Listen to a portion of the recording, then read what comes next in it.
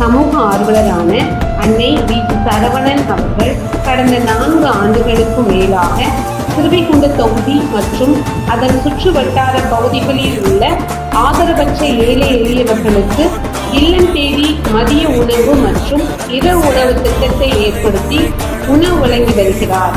இந்நிலையில் தமிழக வெற்றி கழகத்தின் ஐம்பெரும் கொள்கை தலைவர்களில் ஒருவரான சமூக ஆர்வலர் அஞ்சலி அம்மாளை கொள்கை தலைவராக அறிவித்ததன் ஈர்ப்பால் தமிழக வெற்றி கழகத்துடன் இணைந்து தமிழக வெற்றி கழக தலைவர் தளபதி திரு விஜய் அவர்களின் ஆசியுடன் கழக பொதுச் செயலாளர் அண்ணன் புத்தியன் ஆனந்த் அவர்களின் வழிகாட்டுதலின்படியும் 1000வது நாள் மதிய உணவு மற்றும் இரவு உணவு திட்டத்தை தமிழக வெற்றி கழகத்துடன் இணைந்து வழங்கி வருகிறார்.